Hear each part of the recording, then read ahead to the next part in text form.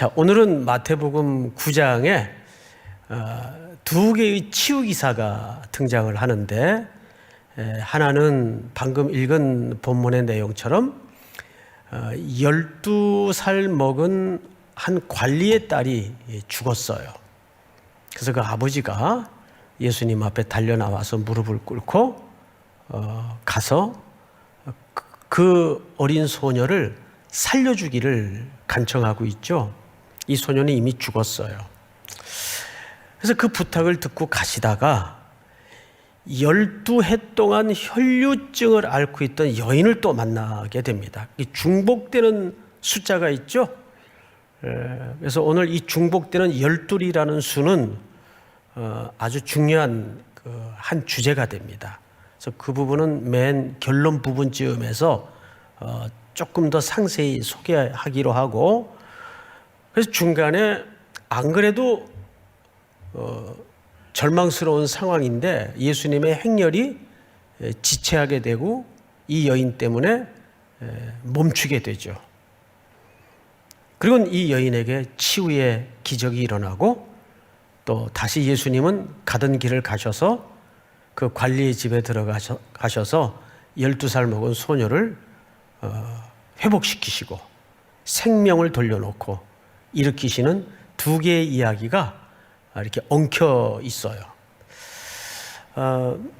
여러분, 과연 이 스토리는 우리에게 익숙하기 때문에 우리가 이것을 그냥 표피적으로만 보면, 겉으로만 보면, 예수님은 능력이 많으시니까 또 병든 자를, 죽은 자를 살릴 수도 있고 고칠 수도 있으니까 그런 여러 치유 기사 중에 하나쯤 아니겠는가, 이렇게 생각할 수가 있습니다. 그래서 우리는 첫 번째 들어가야 될 작업이 문맥적 고려를 좀 할 필요가 있어요. 문맥적 고려. 그리고 성경의 모든 예수님의 말씀도 중요하지만 못지않게 중요한 게 예수님의 동작이에요. 액션이에요. 예수님의 이런 행위 속에 어떤 설명을 담고 있습니다. 그러니까 예수님의 행동이 하나의 그림이라면, 동작이라면, 그 그림과 동작 속에는 예수님이 하나님을 대표해서 설명하고 말씀하시고자 하는 메시지가 담겨져 있다고요.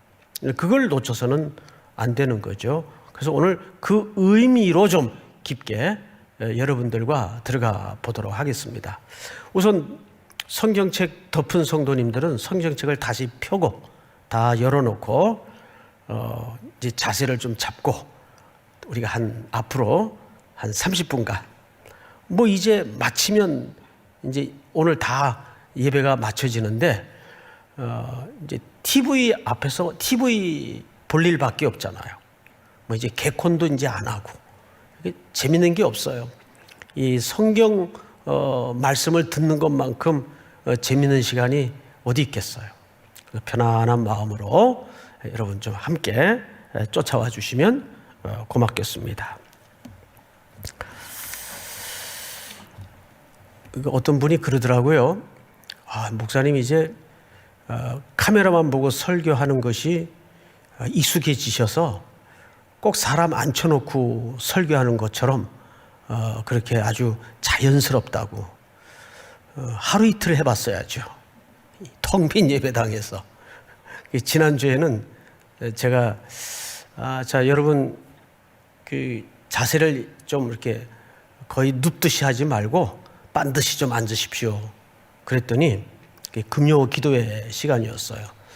어느 성도님이 이렇게 거의 반쯤 누워 있다가 네 그러고 바로 고쳐 앉았다는 이야기를 직접 들었었습니다. 조금 편하게 앉아도 괜찮습니다. 자, 오늘 본문을 잘 보세요. 18절. 예수께서 이 말씀을 하실 때, 그럼 이 말씀을 하실 때 오늘 치유의 역사가 펼쳐진 겁니다. 그렇다면 이런 생각을 여러분들이 가져야 돼요. 예수님이 이 말씀과 이 하신 말씀과 앞에서 하신 말씀과 지금 펼쳐질 두 개의 치유기사는 어떤 연결고리를 갖고 있다, 이렇게 이해를 하셔야 됩니다. 그래서 우리가 짧게라도 앞에 예수님 무슨 말씀을 하셨지? 사실 이 부분은 지난주 시간에 좀 다루질 않고 지나갔어요. 그냥 읽기만 한번 하십시다. 어떤 말씀을 하셨나. 우리 14절을 좀 볼까요, 여러분? 그때에 요한의 제자들이 예수께 나와 이르되 우리와 바리새인들은 금식하는데 어찌하여 당신의 제자들은 금식하지 아니하나이까? 이렇게 좀 심드렁한 표정으로 따지듯 물었죠. 그러자 예수님이 그 요한의 제자들에게 이런 대답을 해요. 예수께서 그들에게 이르시되 혼인집 손님들이 신랑과 함께 있을 동안에 슬퍼할 수 있느냐? 그러나 신랑을 빼앗길 날이 이르리니 그때에는 금식할 것이니라. 자, 여러분 화면을 좀 봐주시기 바랍니다. 이 말씀은 굉장히 중요합니다. 예수님의 첫 기적이 펼쳐졌던 현장이 요한복음 2장의 가나 지역의 혼인잔치 자리였어요. 예수님은 우리의 신랑이세요. 그런데 예수님이 뭐라고 얘기를 하냐면 신랑과 함께 있는데 왜 금식을 하느냐? 같이 잔치하고 같이 즐거워해야 되지. 그런데 머지않아서 그 신랑을 빼앗길 날이 온대요. 이것은 뭘 암시하는 메시지일까요? 그렇죠. 예수님이 곧 체포되고 순환을 당하시고 죽음을 향해서 걸어갈 임박한 시간을 설명하고 있는 거예요. 그때가 되면 모두가 금식할 날이 올 것이다. 그러니까 여기서 예수님이 강력하게 드디어 자신이 메시아로서 이 땅에 와서 너희들이 기대하던 그런 삶이 아니라 너희들의 영원한 죄의 문제를 해결하기 위해서 나는 십자가를 향하여 걸어가야 될 것이고 로마 군병들과 대제사장들에게 체포되어 고난을 받고 죽어야 할 것이라는 것을 이 메시지 속에 담고 있는 거죠. 그리고 이어서 두 번째 얘기를 합니다. 두 번째 얘기를 좀 볼까요? 16절 생배 조각을 낡은 옷에 붙이는 자가 없나니 이는 기운 것이 그 옷을 당기어 헤어짐이 더하게 됨이요. 이 무슨 얘기냐 하면 자, 옷이 헌옷인데 구멍이 났어요. 그러면 생배 조각이라는 것은 한 번도 물에 담거나 사용되지 않은 천조각을 얘기합니다. 그 생배 조각으로 거기다가 이렇게 떼워요. 구멍난 자리에다가 떼우겠죠? 그리고 나서 옷을 입고 돌아다니다가 이걸 한번 물에 빨면 어떻게 될까요? 그 생배 조각으로 붙인 자리가 전부 오그라들어요. 쪼그라든다 그래야 되나요? 어쨌든 쪼그라들든지 오그라들면 이 오그라들면서 옆에 이때인 낡은 천조각을 당기게 됩니다. 그러면 옷이 어떻게 될까요? 찢어져서 옷 전체가 버리게 됩니다. 자, 이 얘기는 무슨 얘기일까요? 하나님께서 이제 곧 새로운 시대를 예고하는데 그 부연 설명이 17절입니다. 17절은 우리 시청하고 계시는 예배 드리고 계시는 우리 성도님들이 한번 같이 읽도록 하십시다. 자, 본문을 좀 17절 봐주시기 바랍니다. 시작. 새 포도주를 낡은 가죽 부대에 넣지 아니하나니 그렇게 하면 부대가 터져 포도주도 쏟아지고 부대도 버리게 됨이라. 새 포도주는 새 부대에 넣어야 둘이 다 보존되느니라. 아멘. 여러분 이 부분도 좀 간단하게만 설명을 드릴게요. 포도주라는 것은 담아놓으면 발효가 됩니다. 이렇게 팽창하죠. 그런데 그 새 포도주를 갖다가 낡은 가죽 부대에다 담아두면 이 새 포도주가 발효가 됐을 때 어떻게 될까요? 부대가 터져버립니다. 그러면 부대도 터지고 포도주도 못 쓰게 되고, 그래서 새 포도주는 어디에다가? 새 부대에다가 담아야 된다 그 말이에요. 이거는 앞에 얘기하고 사실 같은 얘기예요. 즉, 이 세 개의 어려운 것 같은 이 본문들을 종합해 보면 이런 겁니다. 하나님께서 우리 죄의 문제를 해결하기 위해서 아들 예수 그리스도를 이 땅에 메시아로 보냈어요. 근데 이 메시아는 철장의 권세를 가지고 휘두르고 제압하고 군림하는 메시아가 아니라 유대인들은 그런 강력한 근육질의 메시아를 원했어요. 근데 이 메시아는 죽으러 오신 메시아예요. 그러니까 유대인들이 가지고 붙들고 있던 그 낡은 가죽 부대나 낡은 옷 같은 이해와 말씀에 대한 비틀려진 개념으로는 그 메시아를 담을 수가 없어요. 이해할 수가 없어요. 그래서 예수님이 말하자면 새 포도주로 오신 거예요. 그러려면 부대 자체가 달라져야 돼요. 낡은 옷에다가 생배 조각을 덧붙여 옷을 떼어서도 안 돼요. 그러기 위해서는 예수님이 이 모든 것들을 전부 새롭게 하기 위해서는 죽으셔야 합니다. 그러니까 인간의 문제는 고치거나 수선해서 새로워질 수 있는 가능성이나 여지가 있는 존재가 아니라는 뜻입니다. 결국은 이 말씀을 하실 때 한 관리가 달려와서 예수님 발 앞에 엎드린 거예요. 그런데 마태는 아주 기록을 절제했어요. 그냥 관리라고만 소개를 했는데 우리 누가복음 8장에 보면 이 인물에 대해서 조금 자세히 설명을 해놨습니다.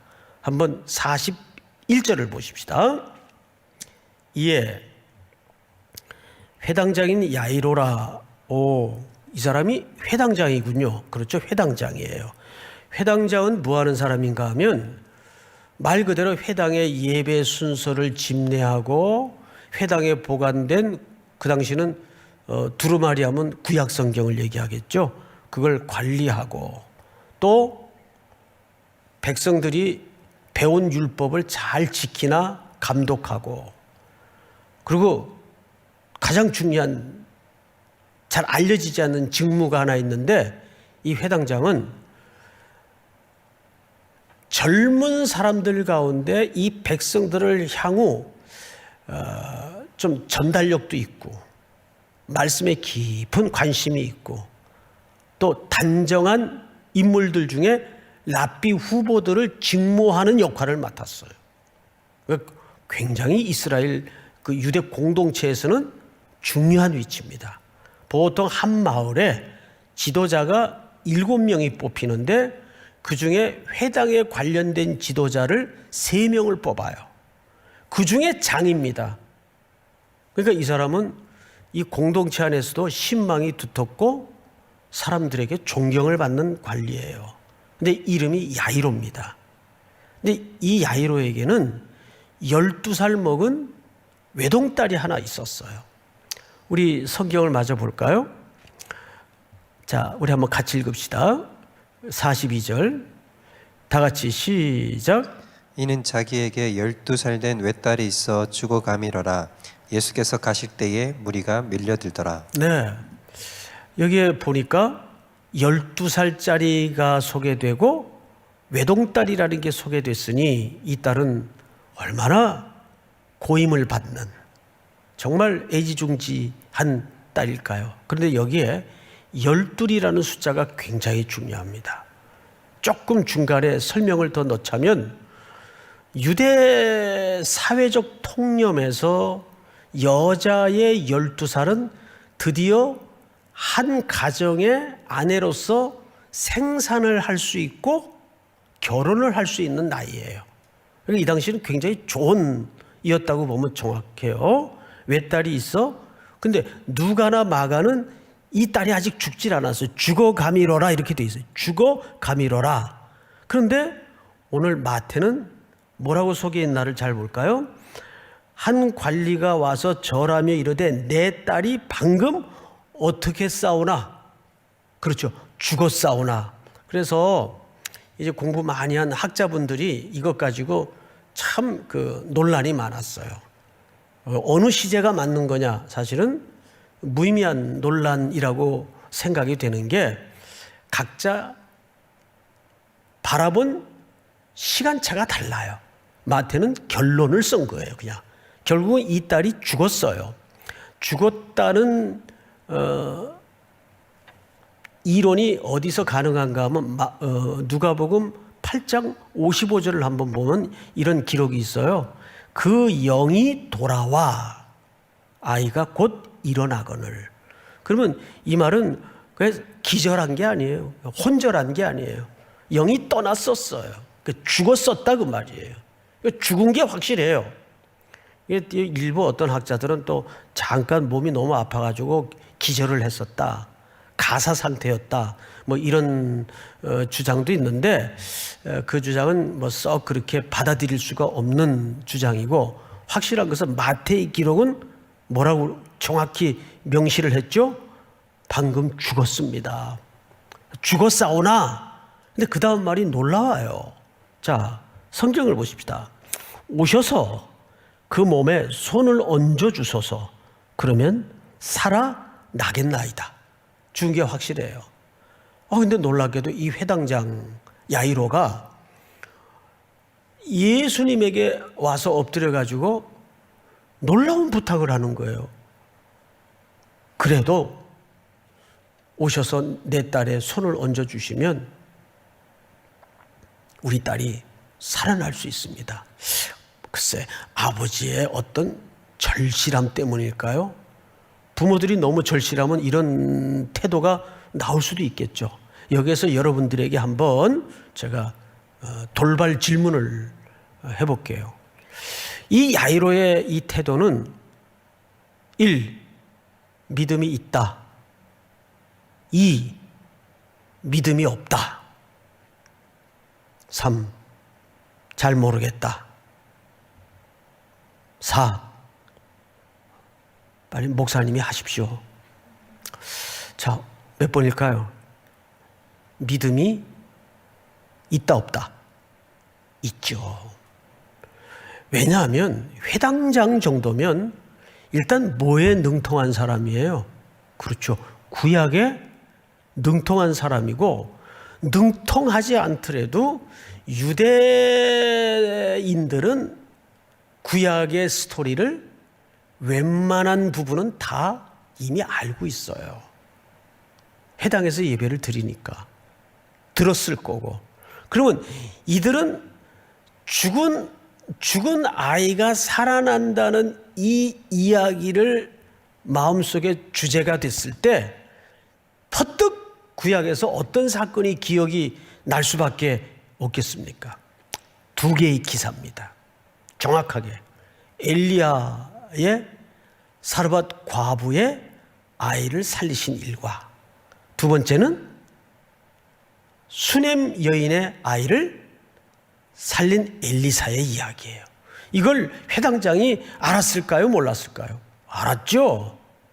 그러면 그 스토리는 어디 소설책에 있는 겁니까? 구약 성경에 얹어져 있는 겁니까? 그렇습니다. 구약 성경에 있는 기사예요. 그래서 이 회당장은 아마도 추측건데 이분이 놀라운 가르침을 지금 계속하고 계시는데 이분이 그 엘리야와 같은 그 엘리사와 같은 선지자 정도라면 그 구약의 말씀처럼 우리 딸을 분명 살려낼 수 있을 거야 라는 믿음이 있었어요.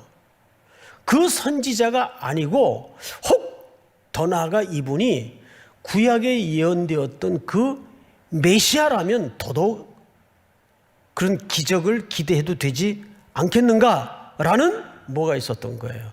구약을 바탕으로 한 믿음이 있었던 거예요. 이해가 되시죠, 여러분? 자, 그러자 이제 예수님의 반응으로 좀 넘어가 보십시다. 19절. 예수께서 19절이 중요합니다. 눈여겨 잘 보세요. 짧지만 예수께서 어떻게 하셨어요? 예수께서 다시 어떻게 하셨어요?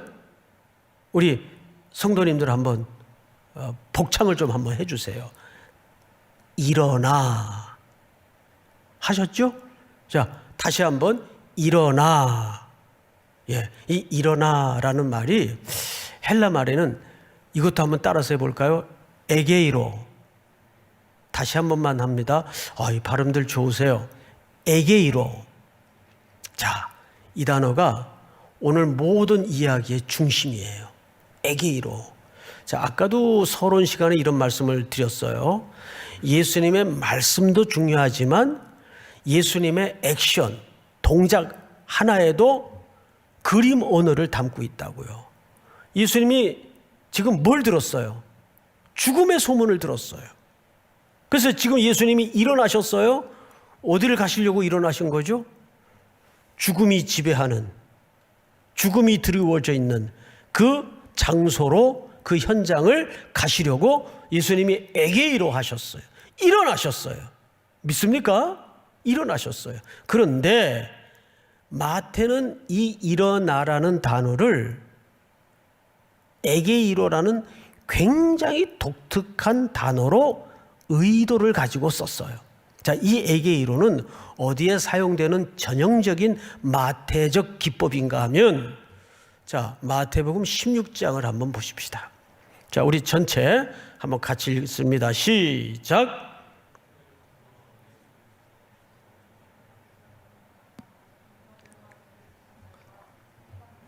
많은 고난을 받고 죽임을 당하고 제3일에 살아나야 할 것을 제자들에게 비로소 나타내시니.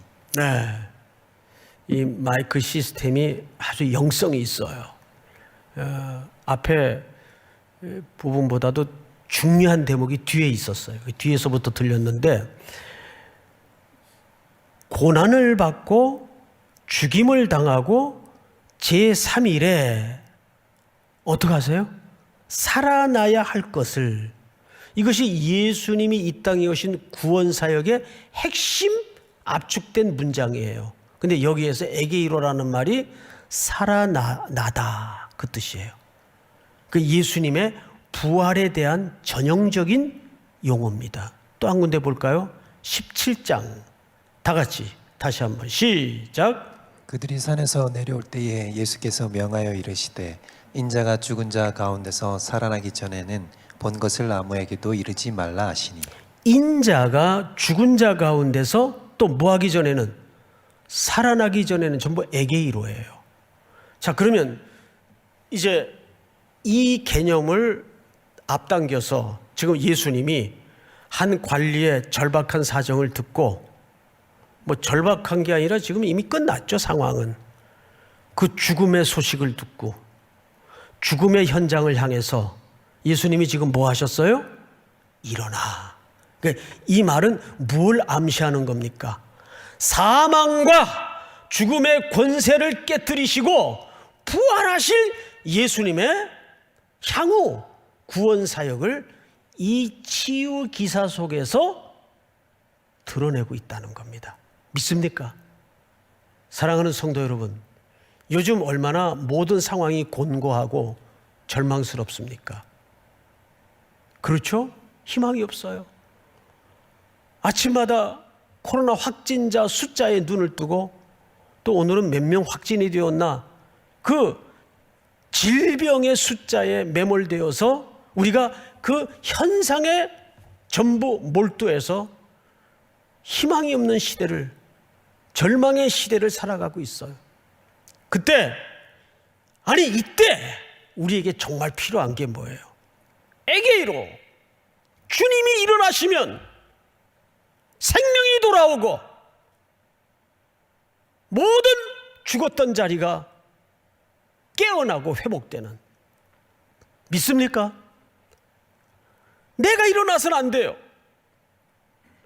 누가 일어나세요? 주님이, 예수께서 일어나. 할렐루야.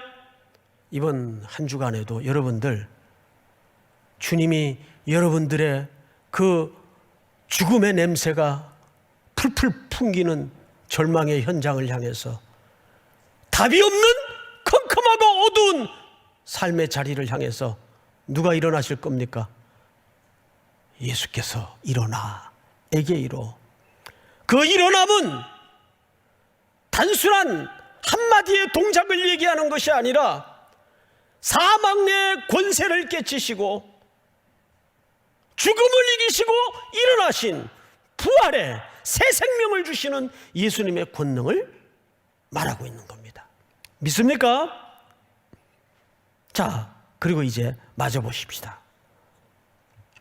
예수께서 일어나 따라가심에 누구들도 가더니 제자들도 가더니, 이렇게 돼 있어요. 제자들도 가더니. 여러분, 이 제자 공동체는 자주 설명드리는 표현이긴 하지만 오늘날 뭐의 축소판이죠? 뭐의 상징적 공동체죠? 교회. 이 제자 공동체는 오늘날 교회 공동체의 그루터기 같은 존재들이에요. 그러면 지금 예수님께서 사망과 죽음의 현장을 향해서 일어나 가시는 그 길을 누구도 쫓아가야 됩니까? 그렇죠. 교회가 그 뒤를 따라가야 돼요. 부활의 증인으로서, 부활의 권세를 가진 자로서, 이 죽음의 냄새가 가득한 온 세상을 향해서 살려내기 위해서, 새 생명을 전하기 위해서 따라가더니, 제자들이 따라가더니. 할렐루야. 어제는 우리가 지난 겨울 올여름까지 이렇게 선교를 중단하고 못 가고 있지만 이제 코로나가 뭐 지가짓게 영원히 가겠어요? 제풀에 꺾여서 물러나겠죠. 그날이 올 겁니다. 그때 우리는 또 어떻게 선교를 해야 될 것인가에 대한 그 희망과 꿈을 가지고 이야기를 했어요. 여러분들도 조금은 답답하고 마음이 힘들겠지만 새날의 그림을 가지고 시간마다 꿈을 만들어 가시기를 바랍니다. 왜 그럴 수 있는 거죠?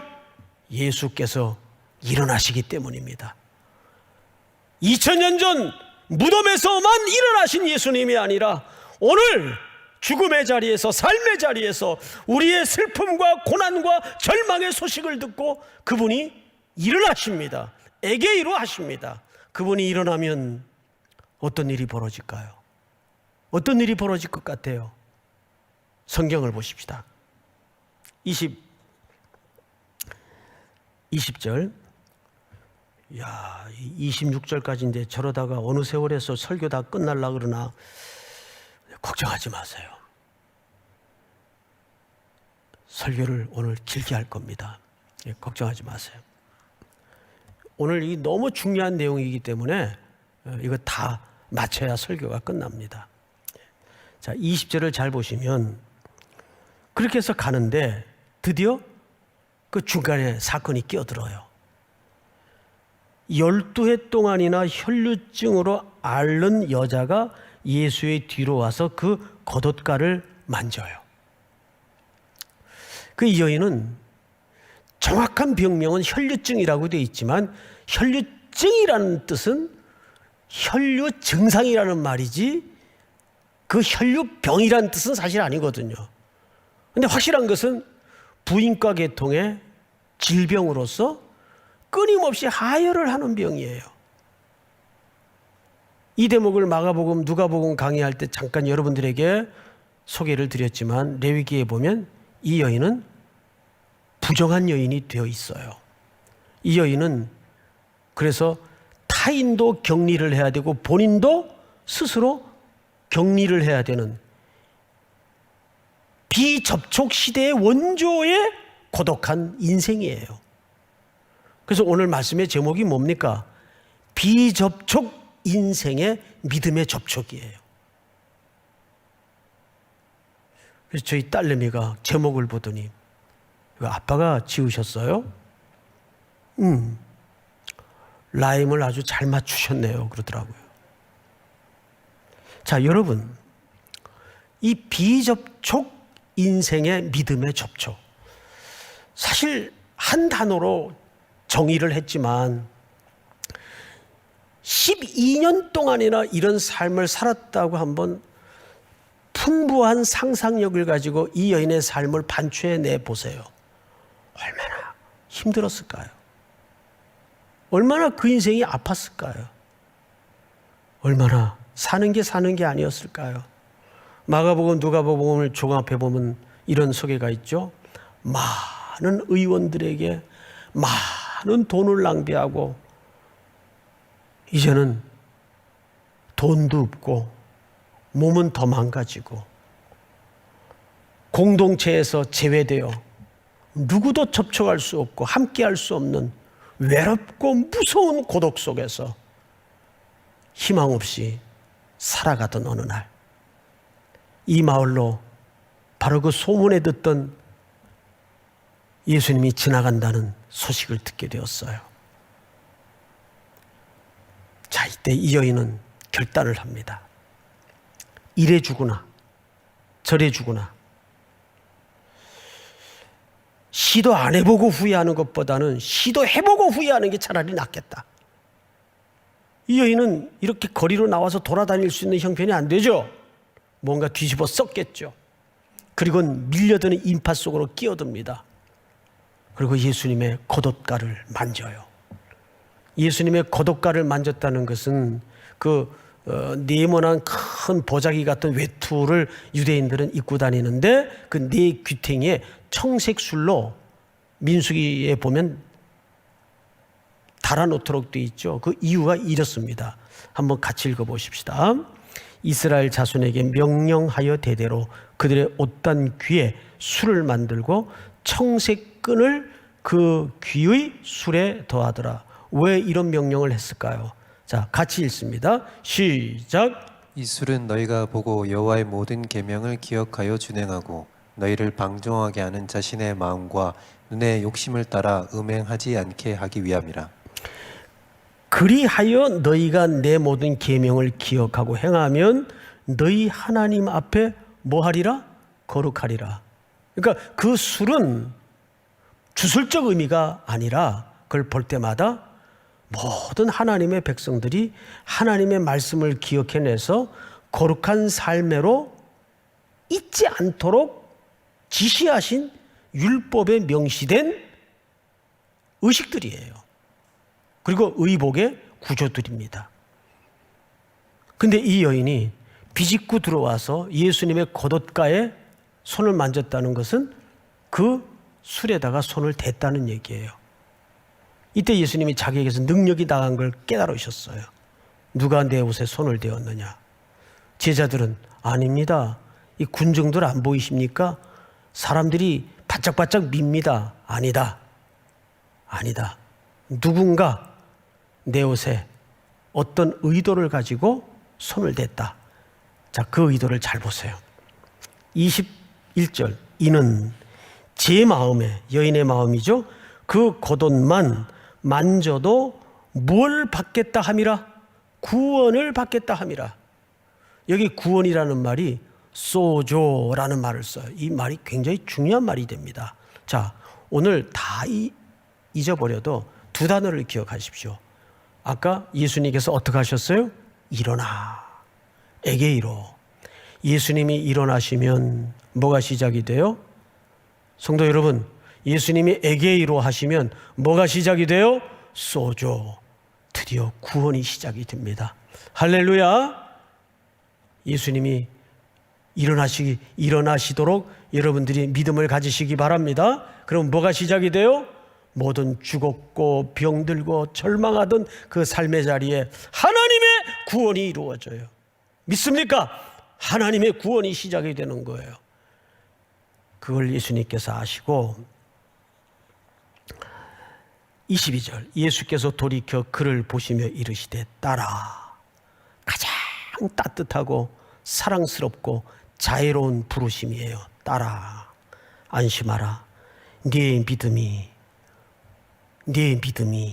너를 구원하였다 하시니, 여기 너를 어떻게 하셨다? 구원하였다 하시니, 여자가 그 즉시 뭘 받으니라? 구원을 받으니라. 3번 등장을 해요. 소조 구원을 받으리라. 여러분, 원래 이 단어가 아니라 여기 무슨 단어가 대체돼야 될까요? 원래는 치료되었다, 회복되었다, 네 병에 고침을 받았다. 근데 예수님은 더 큰 개념으로 선포하세요. 네가 구원을 받았다. 물론 이 구원 속에는 물리적인 육신의 고통까지 포함된 완전한 회복을 얘기합니다. 여인에게 구원이 임했어요. 예수님이 일어나시자 평생을 창백한 얼굴로 비접촉 인생을 살았던 이 여인의 믿음의 터치가 여인의 인생을 바꾸나요.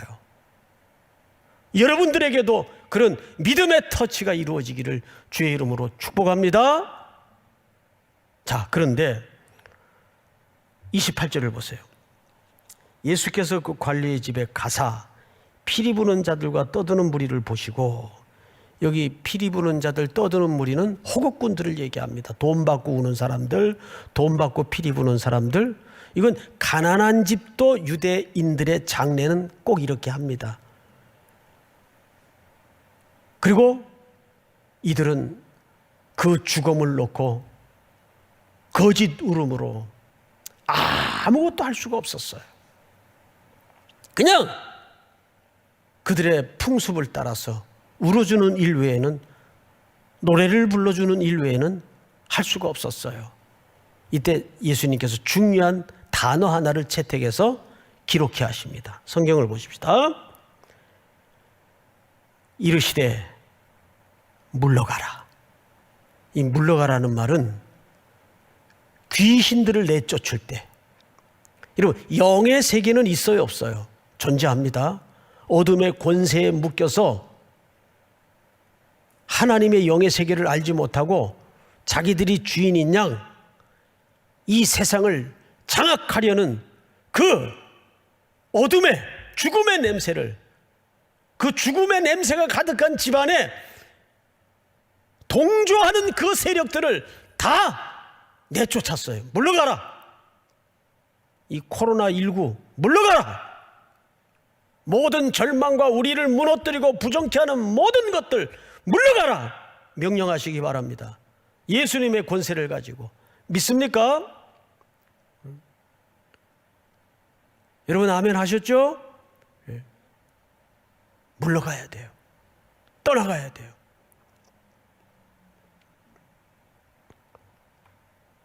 우리가 이 비대면 예배를 드리는 것도 정부 방침 때문이 우선적 의미가 아닙니다. 어떤 권력기관도 어떤 정부도 교회를 향해서 예배를 이래라 저래라 할 수가 없어요.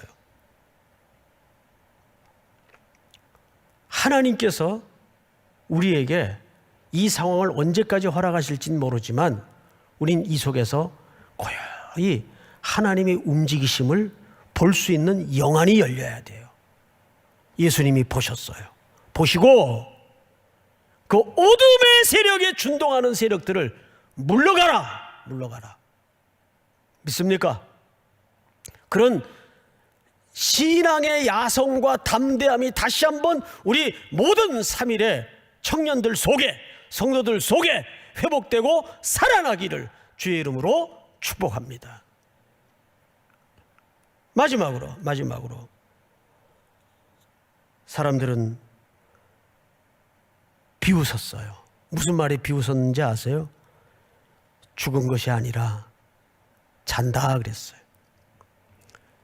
이 말은 원래 죽은 것이 아니라는 말이 아니라 이 소녀는 그 죽음의 잠에서 깨어날 것이다. 성경은 모든 잠을 죽음으로 묘사를 했죠. 죽음으로 잔다. 사람들이 비웃었어요. 비웃는 이유가 영의 세계를 모르기 때문에, 영적인 문제를 모르기 때문에, 지금 생명의 주인 되신 분이 이 죽음이 가득한 자리에 들어와 계신데 모르기 때문에 비웃어요. 그리고 예수님께서 무리를 내보낸 후에 예수께서 들어가사 소녀의 손을 잡으심에 일어나는지라. 그 소문이 온 땅에 퍼지더라. 여러분, 혈류병을 앓던 여인에게는 예수님이 터치를 당했어요. 그렇죠? 그러면 누가 부정해진 겁니까? 율법대로라면 예수님이 부정을 입었어요. 근데 이제는 예수님께서 더 나아가 스스로 시체에 손을 댔어요. 살아있는데 손을 댄 게 아니에요. 시체에 손을 댔으면, 죽은 소녀에게 손을 댔으면 지금 누가 또 부정해진 거예요? 예수님이 부정해진 거예요. 그렇습니다. 예수님은 메시아로서, 하나님의 아들로서 그 부정을 입으시고 대신 우리 죄의 짐을 지시고 죽기 위해서 이 땅에 오신 거예요. 그래서 예수님은 그 부정함을 입어서 십자가에 죄값으로 죽으시고 대신 소녀에게, 여인에게는 새로운 인생과 새로운 생명이 회복된 거예요. 그 여인은 사회적으로 죽은 자였어요. 이 소녀는 생물학적으로 죽은 자였어요. 그렇죠? 그런데 대신해서 예수님이 죽으시고 이들을 살려냅니다. 그러면 마지막으로 서론 부분에 잠깐 언급했던 열둘이라는 겹치는 이 수의 의미는 뭘까요? 여러분, 성경 전체에서 열둘이라는 숫자는 하나님의 경영의 숫자요, 하나님의 경영의 완성의 숫자입니다. 자, 우리 창세기 49장을 한번 띄워주세요. 자, 같이 읽겠습니다. 시작. 이들은 이스라엘의 12지파라. 이와 같이 그들의 아버지가 그들에게 말하고 그들에게 축복하였으니 곧 그들 각 사람의 분량대로 축복하였더라. 아멘. 이것은 잘 아시는 것처럼 야곱이 임종 직전에 12아들을 모아놓고 분량대로 축복하고 그들 앞에 되어질 일들을 계시를 받아 예언한 내용이에요. 이들은 이스라엘의 12지파라. 그러니까 그 12아들이 이스라엘의 국가의 기초 지파가 되는 거예요. 자, 다음 성경을 좀 볼까요? 마태복음 같이 읽겠습니다. 시작. 예수께서 이르시되 내가 진실로 너희에게 이르노니 세상이 새롭게 되어 인자가 자기 영광의 보좌에 앉을 때에 나를 따르는 너희도 12보좌에 앉아 이스라엘 12지파를 심판하리라. 영광의 보좌에 앉을 때에 나를 따르는 너희도 어디에 앉아요? 그냥 보좌가 아니라 12보좌에 앉아요. 그리고 이스라엘 12지파를 심판하리라.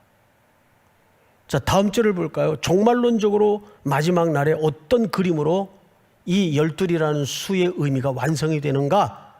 크고 높은 성곽이 있고 12문이 있는데 문에 12천사가 있고 그 문들 위에 이름을 썼으니 이스라엘 자손 12지파의 이름들이라. 다음 절.